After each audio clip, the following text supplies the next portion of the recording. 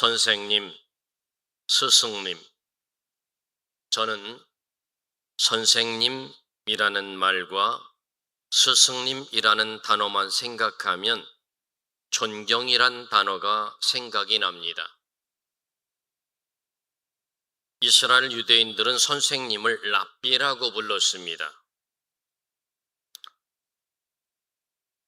유대인 랍비는, 선생님은 유대인들에게 매우 존경받는 존재입니다. 그러나 우리의 현실을 돌아보면 선생님, 스승님, 존경하고 있는 분들이 얼마나 될까? 랍비라는 단어의 뜻은 나에게는 크신 분, 내 주, 이런 뜻을 담고 있습니다. 유대인들은 랍비를 하나님처럼 대한다는 말입니다. 그들의 가르침을 묶어놓은 책이 탈무드라는 책인데, 유대인들은 이 탈무드를 자기 자녀를 가르치는 교과서로 여기고 있습니다. 그렇다면 성도 여러분, 여러분은 어떤 스승을 모시고 살고 있습니까? 스승하면 학교 선생님만을 연상합니다. 그렇지 않습니다. 선생님이라는 뜻은 먼저 태어난 사람이라는 뜻입니다. 먼저 경험과 지식과 지혜를 터득한 사람이 그렇지 못한 사람에게 가르쳐주는 사람을 선생님이라고 합니다. 스승님은 그런 무엇이냐? 스승님은 선생님을 더 높여서 부르는 말입니다.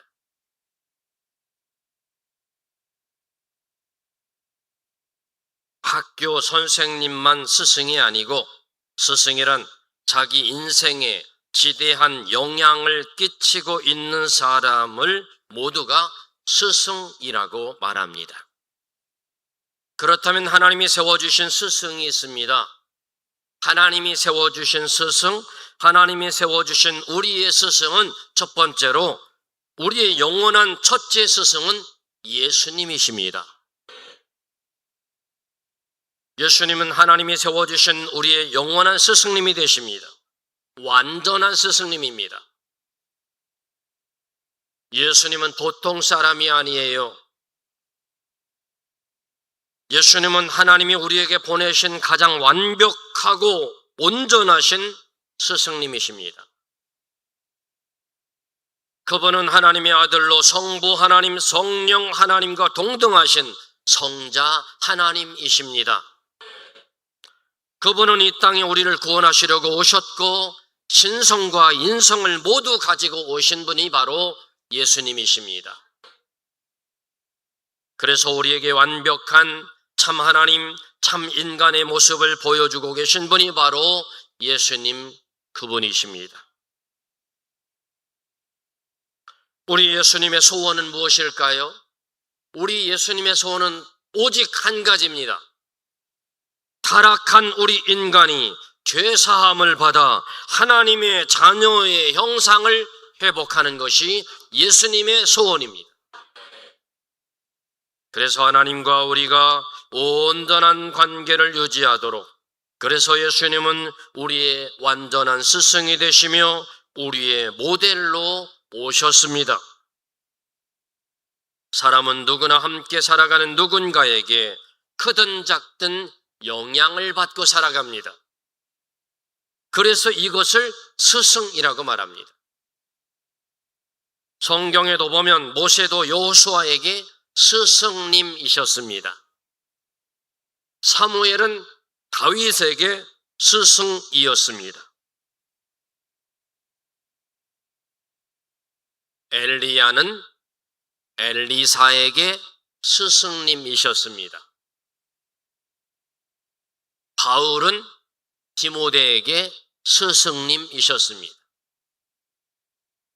여러분에게도 여러분 주변에 훌륭한 스승이 있을 겁니다.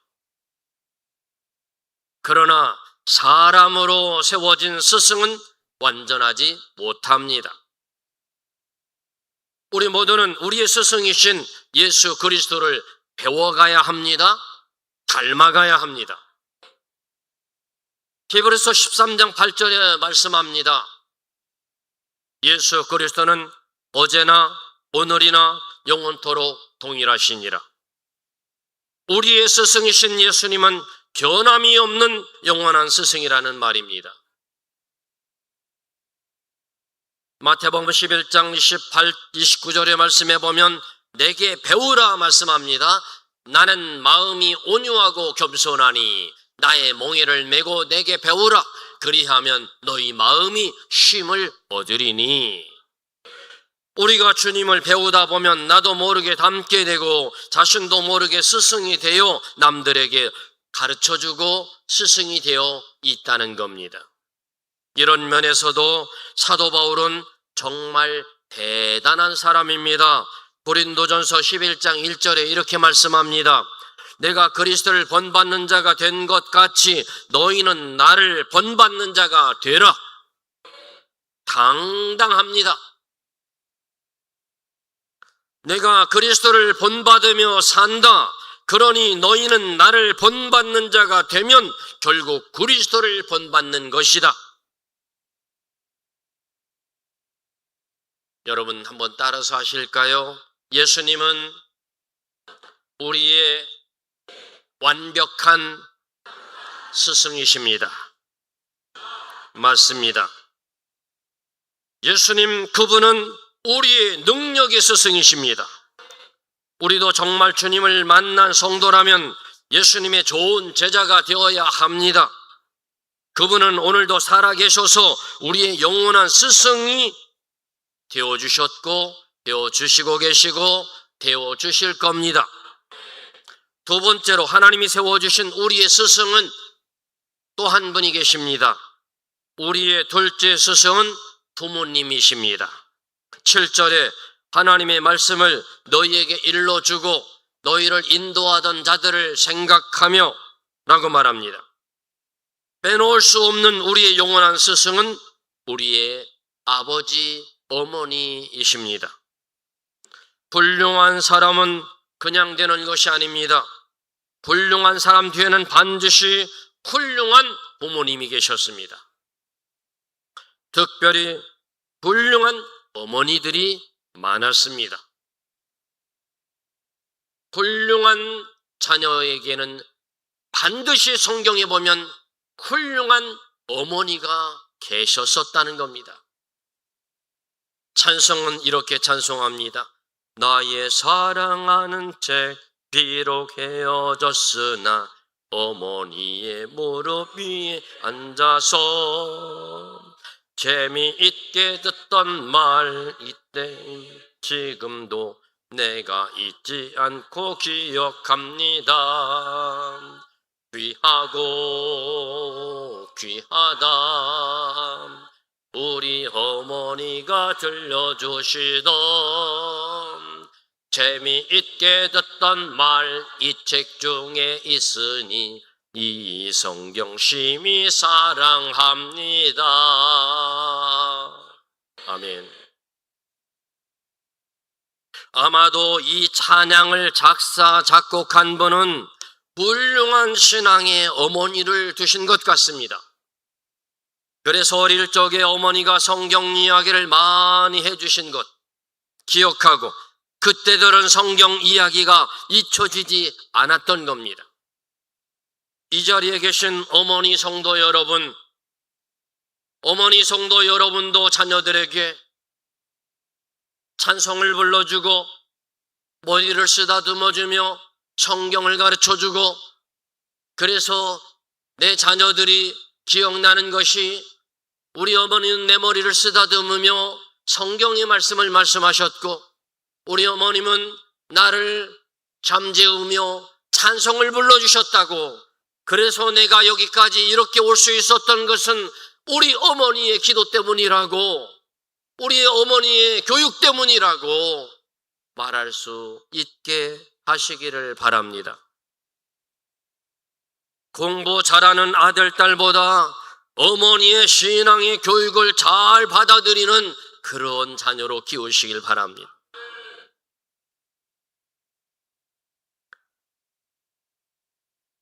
어느 시골 학교에 발령받은 초임 선생님이 있었습니다.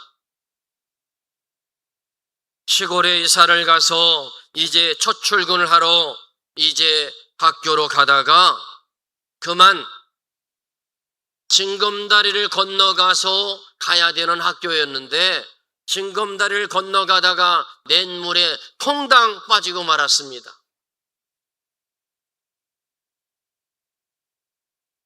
그래서 선생님은 얼른 옷을 갈아입고 다시 가야 된다 생각하고 집으로 돌아왔습니다.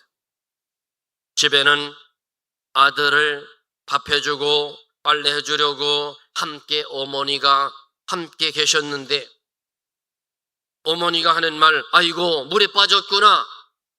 그래 안 다치길 다행이다. 그런데 그 냇가에 네가 넘어진 그 징검다리가 하나가 없어서 삐뚤어져서 넘어진 그 돌을 바르게 놓고 왔느냐라고 어머니가 말합니다. 그러자 아들이 깜짝 놀라며 아니요. 얘야, 그러고도 네가 선생이냐? 빨리 냇가로 가서 그 돌부터 바르게 놓고 다른 사람이 넘어지지 않도록 해놓고 와서 옷을 갈아입고 출근하도록 해라. 그 말을 들은 선생은 그 즉시로 냇가로 달려가 잘못 놓은 징검다리 돌을 바로 세워놓고 집으로 다시 와서 옷을 갈아입고 갔다는 이야기입니다. 선생은 먼저 그렇게 해야 된다는 겁니다. 그렇습니다. 그래야 우리에게 배우는 자녀들도 바른 삶을 살게 되는 겁니다. 어머니, 아버지, 먼저 된 모든 이들이 믿음의 본을 보여줘야 자녀들이 바르게 산다는 겁니다. 먼저 스승이 되어야 한다는 겁니다.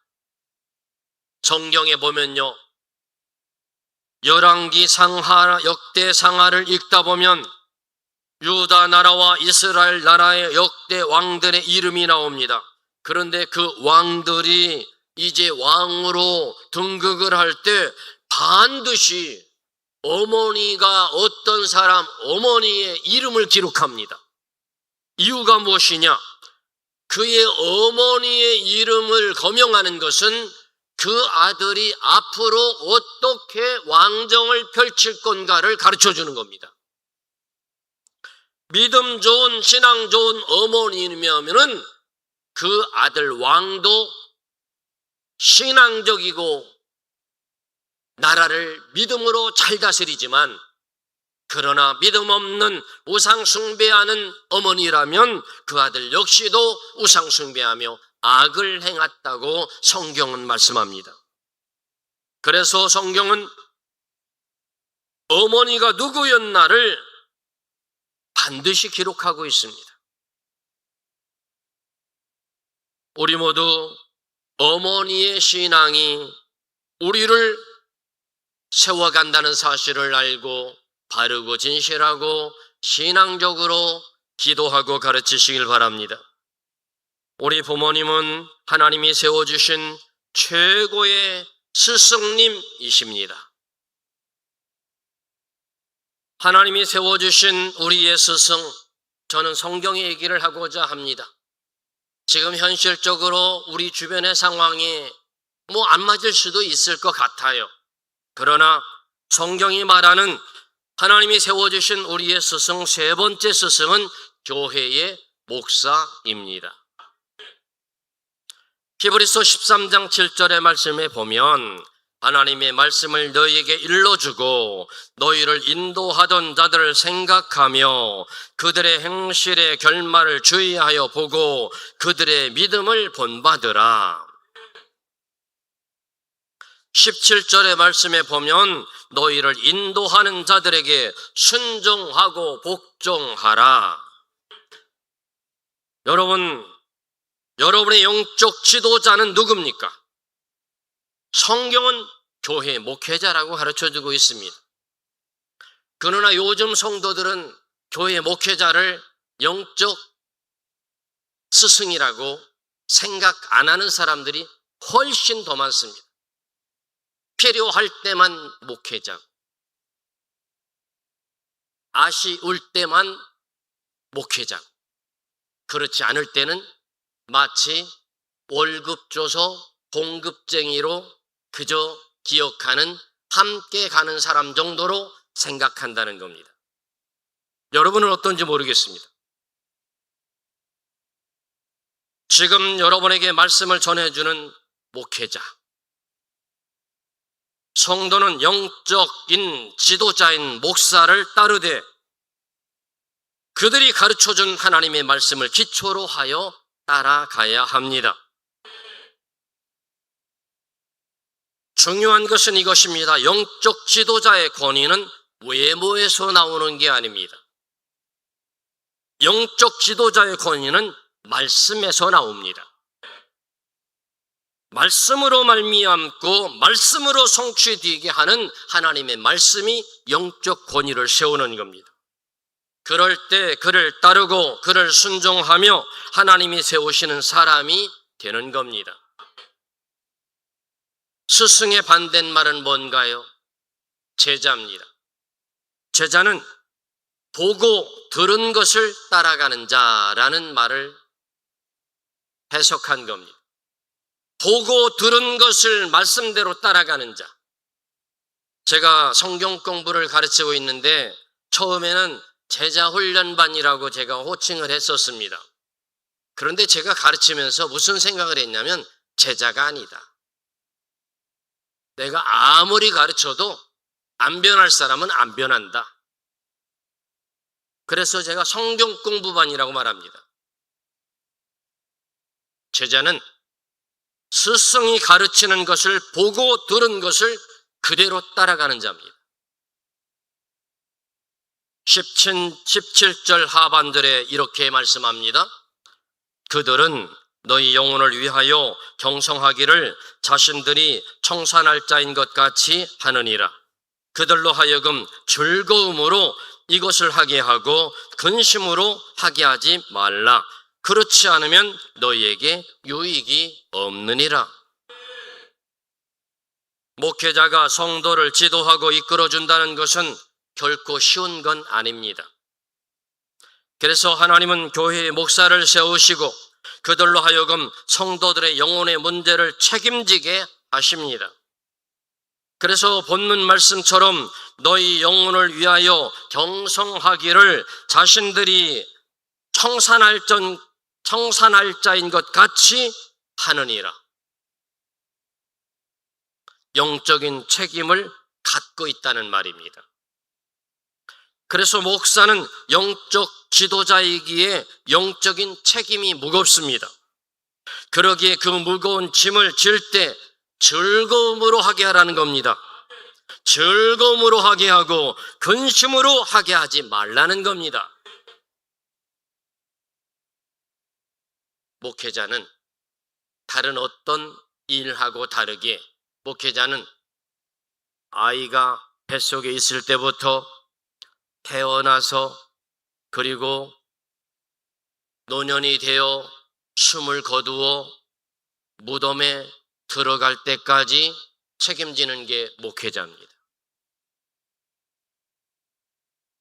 요람에서 무덤까지 모든 걸 총괄해야 되는 것이 바로 목회자입니다. 담임 목사는 여러분에게 축복의 통로가 되어야 합니다. 담임 목사는 여러분의 삶에 하나님의 복이 임하게 돕는 선생님입니다. 그러게 여러분이 하나님 앞에서 복된 생활을 하려면 목회자를 도와 가까이 함께 도와 힘을 모아 가시기를 바랍니다. 그리고 목사를 스승으로 둘 수 있는 믿음이 되기를 바랍니다. 가장 좋은 스승은 예수님이십니다. 우리의 부모님도 스승님이시고 목사도 스승이지만 그러나 우리가 배워야 할 스승은 예수 그리스도 한 분이십니다. 여러분이 복을 누리며 살려면 하나님이 세워주신 스승들을 가까이 따르고 바르게 배워 믿음으로 승리하시기를 주의 이름으로 축원합니다. 기도합니다. 하나님, 우리에게 선생님, 우리에게 스승님, 우리에게 구원의 주가 되시는 예수 그리스도를 주심을 감사합니다. 우리에게 세워주신 스승, 하나님이 세우신 것을 믿고 그 세우심에 순종하고 복종하여 복 있는 삶이 되게 하여 주옵소서. 예수님의 이름으로 기도하옵나이다. 아멘.